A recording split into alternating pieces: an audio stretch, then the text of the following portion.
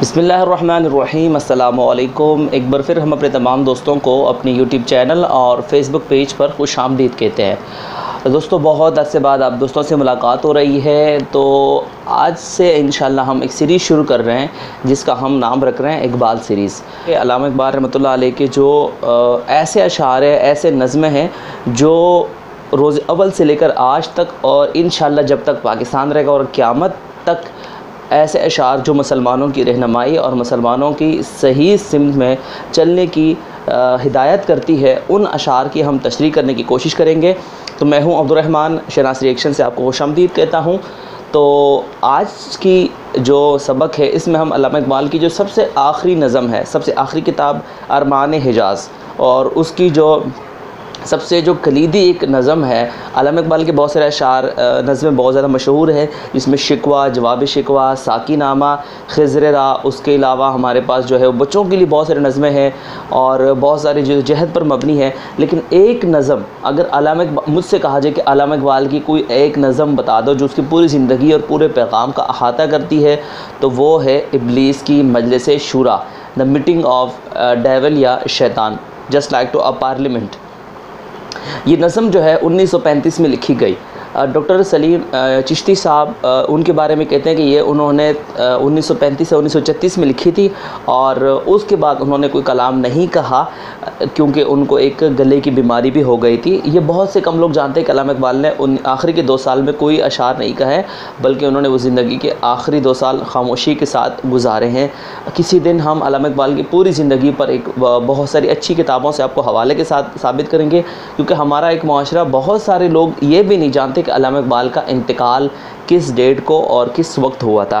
और अगर कोई मुझे ये बता सकते कि उनको क्या बीमारी थी, तो भाई शहनाज़ रिएक्शन जो है उस बंदे के लिए 100 रुपीज़ का बैलेंस का ऐलान करता है। अगर कोई कमेंट में बता देता है तो मैं ज़रूर उसको अगली वीडियो में उसके नाम पर लाइव इजी लोड यहाँ से करवाऊँगा अपने इजी पैसा जेस कैश के अकाउंट से। अब खैर, अल्लामा इकबाल की जो मजलिस शूरा है इसमें शैतान है और उसके 5 वज़ीर है। पाकिस्तान की सियासत की तरह बहुत बड़ा पार्लियामेंट नहीं है, लेकिन बहरहाल 5 वज़ीर है और एक शैतान है। वो दुनिया में अपनी मेहनत के ऊपर, दुनिया में जो कुछ उन्होंने फैलाया हुआ है, शैतान ने जो निज़ाम दिया है, जिसमें वो कहता है कि सबसे पहले मेरे लोगों से अल्लाह का निज़ाम छीन के उनको मलूकियत में डाला, बादशाहत में डाला।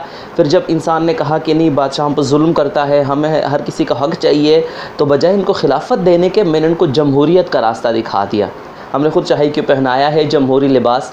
जब ज़रा आदम हुआ खुद शनास व खुद नगर, जब उसको ये चिंता होने लगी कि मेरे कोई राइट्स है, मुझे मिलने चाहिए, उसके बाद हमने उनको जमहूरी निज़ाम दे दिया कि इसमें वो पीसते रहे। और वो आगे कहता है कि आरज़ू अव्वल तो पैदा हो नहीं सकती, कहीं हो कहीं पैदा तो मर जाती है या रहती है ख़ाम।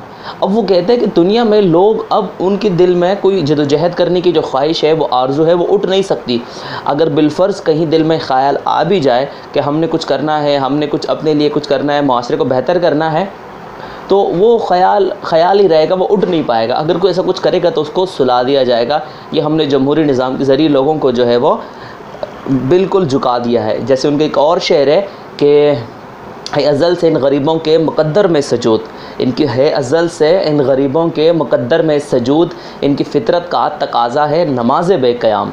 यानी इनकी नमाज़ बैठ कर ही नमाज़ पढ़नी है, लोगों ने झुक कर ही नमाज़ पढ़नी है। इनके यहाँ स्टैंड लेने का, जदोजहद करने का, अपने मसाइल के लिए उठ कर आने का कोई रास्ता नहीं है। हालांकि वो कहता है कि हमने, जब लोगों ने मांगा कि हमें राइट्स मिलने चाहिए, हमने जमहूरी निज़ाम दे दिया कि जी यहाँ पर आवाम की हुकूमत, आवाम के ज़रिए आवाम पर। लेकिन ये एक बहुत बड़ा धोखा है जिसमें हमने आवाम को फैलाया हुआ है।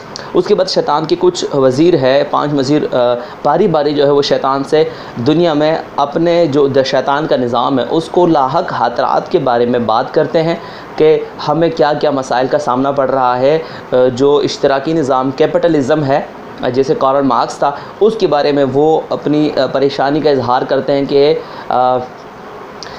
वो कलीम बेतजल्ली, वो मसीह बेसलीब, निस्त पैगम्बर लेकिन दर बगल दारल किताब।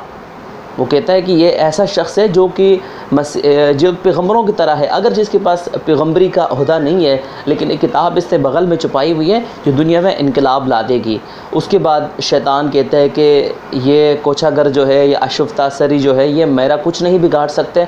उसके बाद शैतान एक आखिरी परेशानी का इजहार करता है कि ये उम्मत जो है मुझे अगर कोई ख़तरा है तो इस उम्मत से है जिनके खाकसर में है छुपा है आज तक वो आरज़ू। इंशाल्लाह ये आखिरी कुछ नज़्म गज़ल है, लाइनें हैं जो मैंने याद करने से रह गई है, वरना तकरीबन ये पूरी नज़्म जो है अल्हम्दुलिल्लाह अल्लामा इक़बाल की मैं याद करने के लिए बैठ गया हूँ और पूरी तशरीह के साथ मैं आप दोस्तों के साथ ये शेयर करूँगा।